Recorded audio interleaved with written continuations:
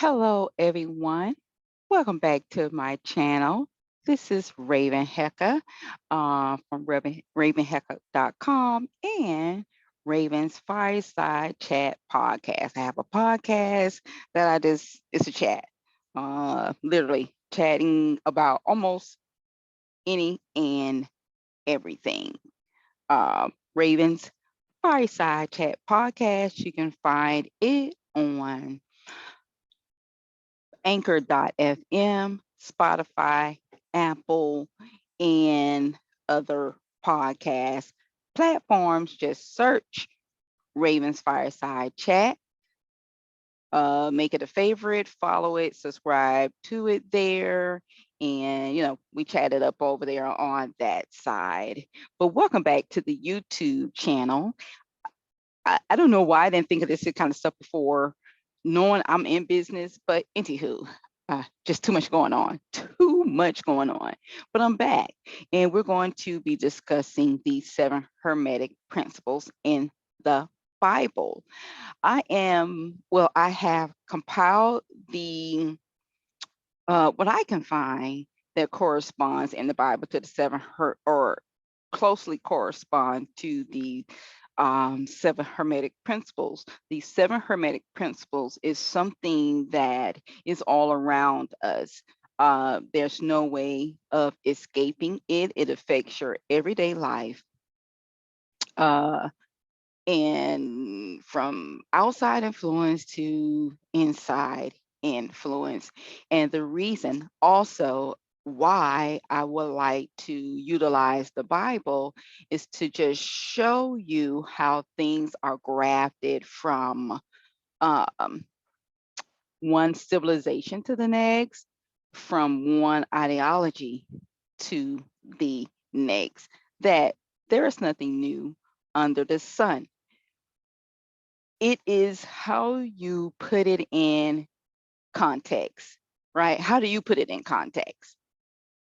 That's the most important piece. You are the captain of your ship. You are the divine. You are the divinity, right? You are it.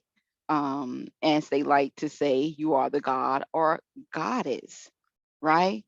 Um, so let's get into my thoughts, my reflections, what I'm finding on the 7 Hermetic principles in the Bible. And before I be, remiss and forget to state, it's also as a tool to help individuals to possibly get out of that religious mindset. Because once you can see how things are tied in my experience tied together, it's easier to move forward because indoctrination is real. It affects a lot of people.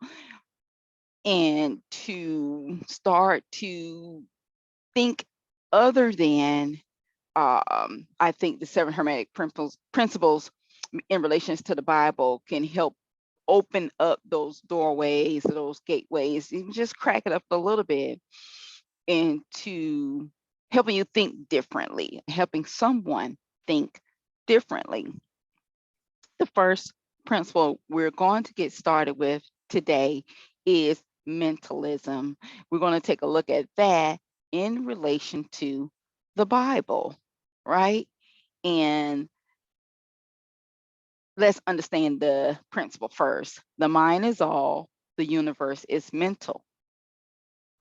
This principle represents the divine, becoming one with the universe, discovering your purpose, no one else's purpose you need to discover, but yours for your existence. This principle shows the effects mentalism has on all planes of existence, all planes, every last thing. So when we're talking about planes, we're talking about different states, our mental, emotional, spiritual, physical, financial state, how mentalism affects it all, what we set our minds about. And in the Bible, as you can see here, what Colossians 3:1, set your minds on things about things that are not earthly, right? Set your minds on things about not earthly things. But that's just a Bible verse. We get it, but I'm showing you the mentalism exercise that they're trying to state in the Bible. Felicians has the same thing. Whatever is true, whatever is noble, right, pure, lovely, admirable, you know, praiseworthy, excellent. These are the things it's saying to think about.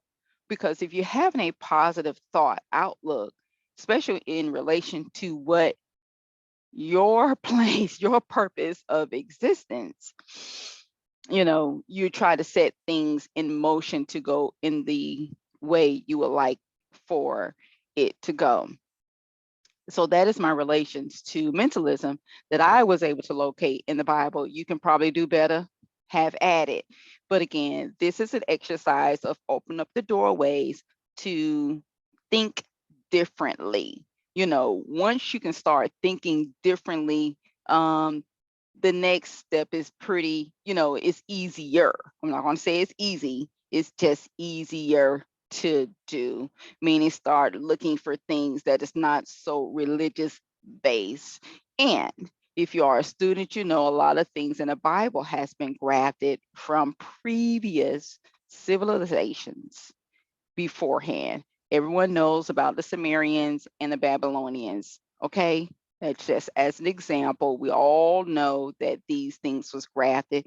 Whether you want to fully admit it or not, when you sit on it, you know that to be true. The second correspondence that we would like to go over is the correspondence. The second principle that we would like to go over is correspondence, right? So the first one was the mentalism. Now we're going to correspond that to what? As above, so below. Below, above. Within, without. Without, within. In Genesis chapter 1 echoes this here.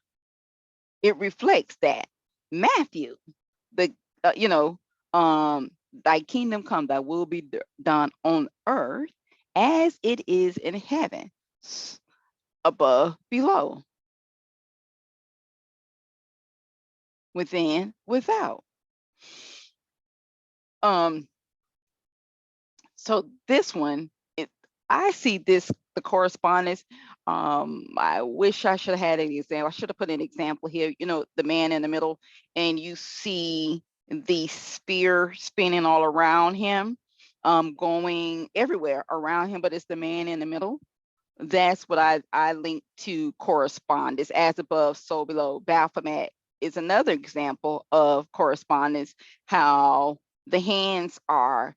Baphomet is sitting on the world, right?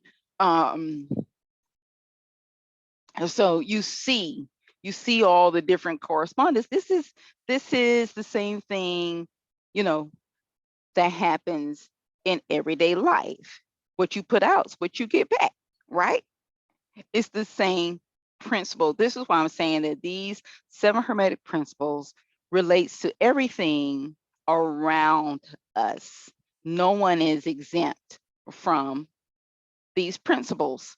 And so if we can get a handle on them, a better understanding of these principles, I think we all will be heading in the direction and have things come about to that we wish to, right? All right. The next one is vibration. Vibration. Nothing rests, everything vibrates. So we can look at this as amplitude, how far a vibration can travel, right? What you put out is what you get back. We were just speaking about their correspondence. So if you're doing a ritual and you're doing a vacation, how you vibrate a mantra, it's even better, a mantra, how you vibrate will depends on the effects of the mantra, the frequency of how fast it can travel. Is it a slow frequency? Is it a fast one? Is it intermediate? Nothing rests. You may not be able to see it, but nothing rests. and how fast it goes. Acceleration. What is the speed of the vibration?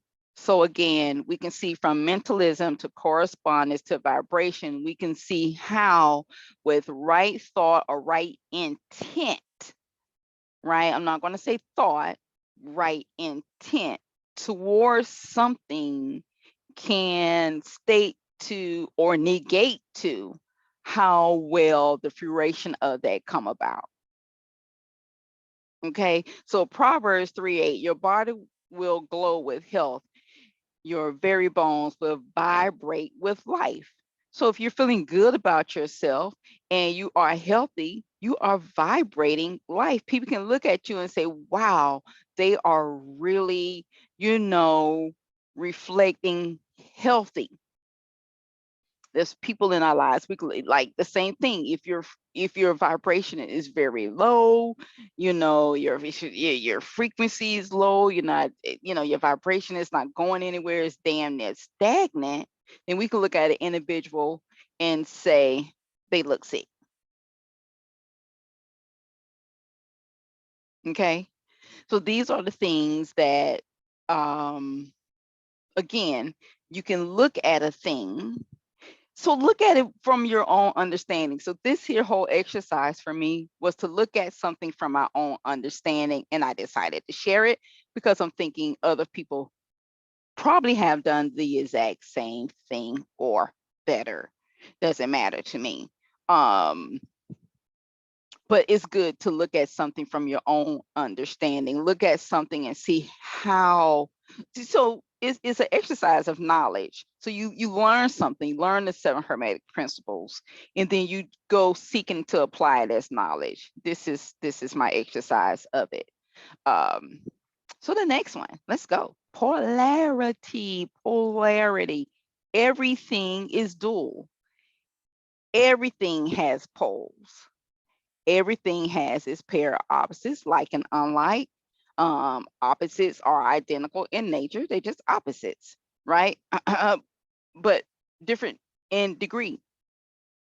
All truths are nothing but half truths, and all paradoxes may be reconciled. My truth may not be your truth. It's a half truth because it's not yours, but for me, it's a truth, right? I like olives. You may not like olives.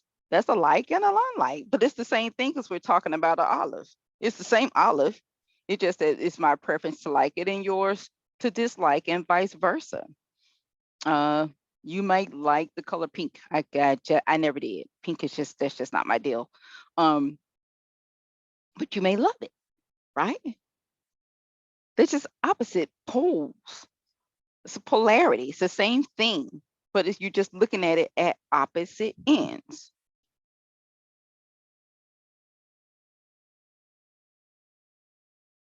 And the Bible does the same thing. Okay. The Bible does the same thing when it speaks about the carnal mind is death, but to be spiritually minded is life and peace.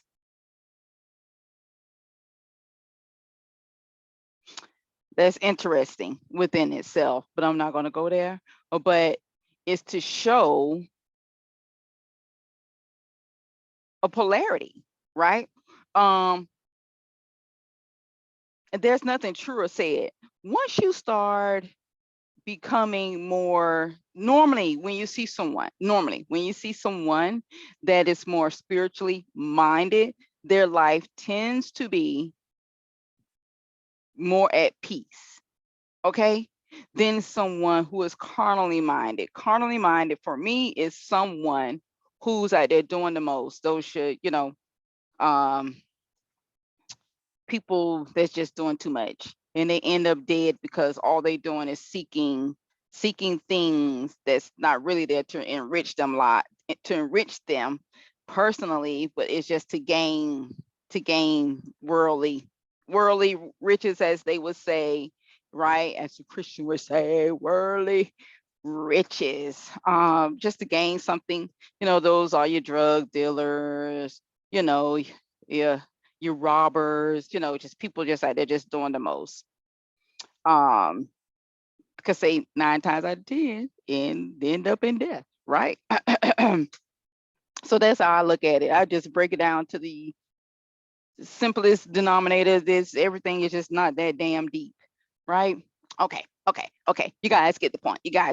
Gonna get off that. And then the next one is rhythm. Everything flows in and out. Everything has its tides, right? The pendulum swing manifests in everything that it does.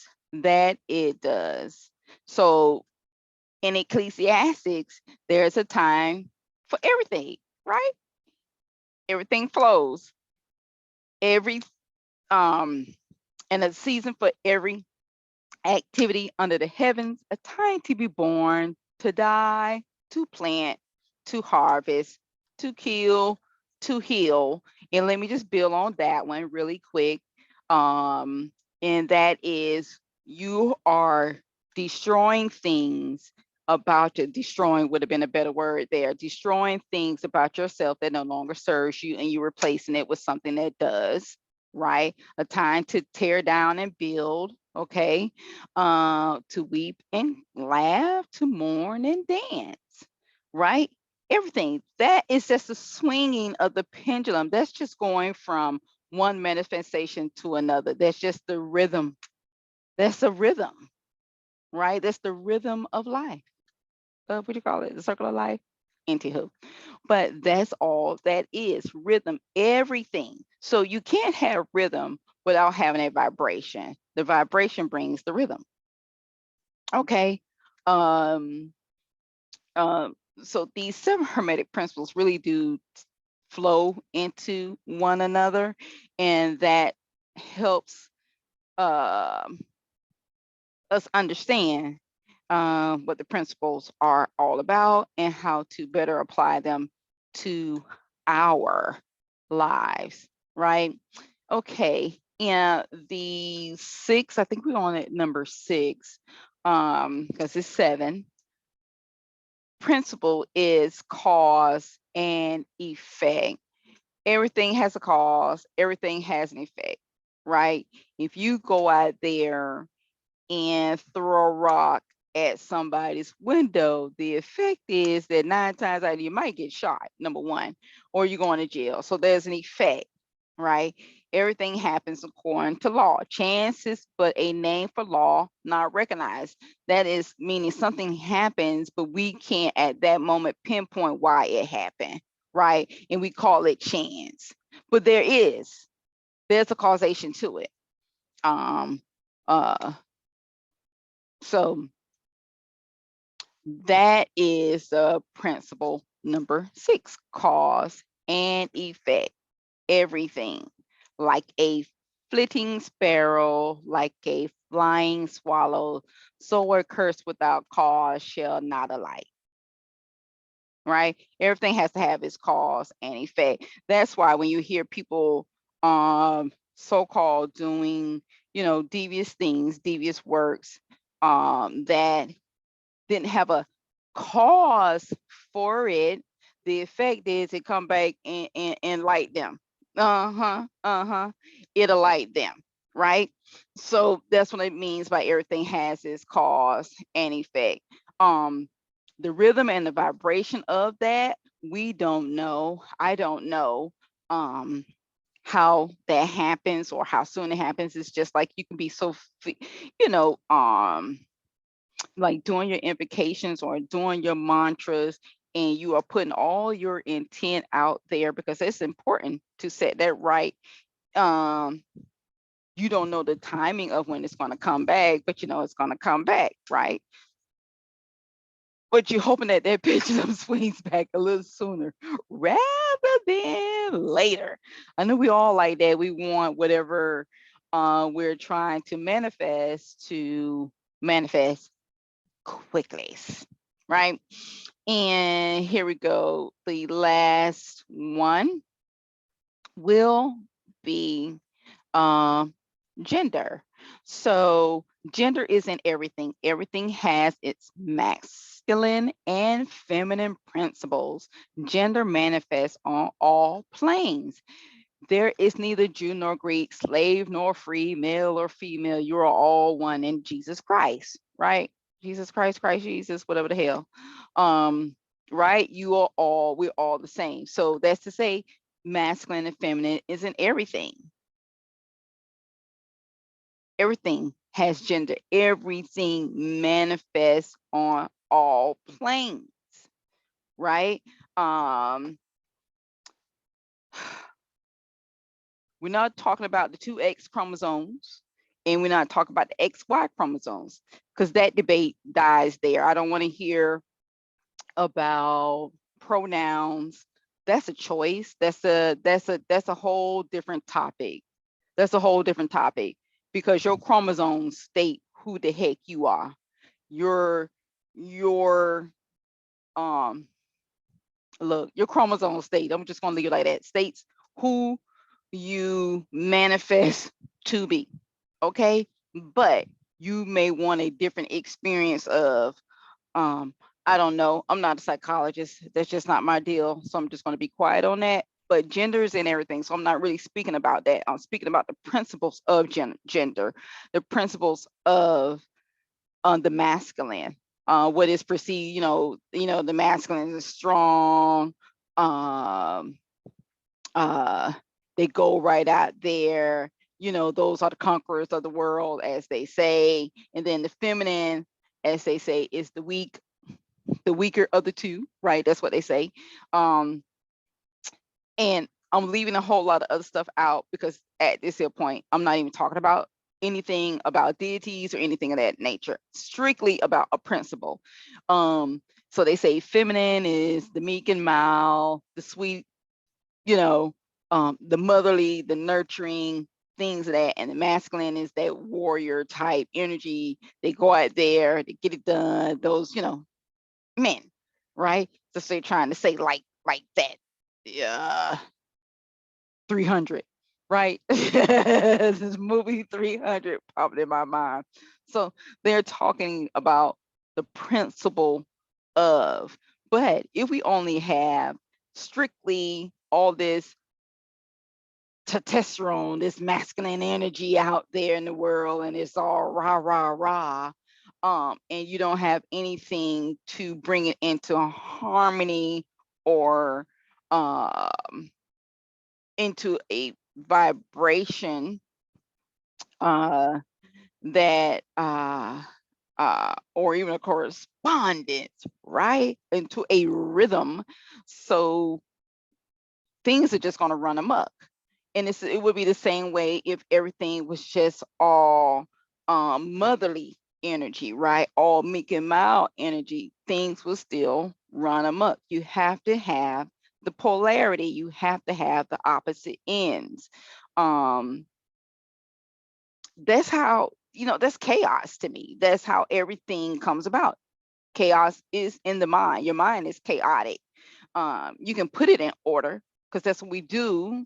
That's the goal, is to make order out of chaos. My apologies, is to make order out of chaos. But that's mentalism. That's where you start. Everything starts in the mind.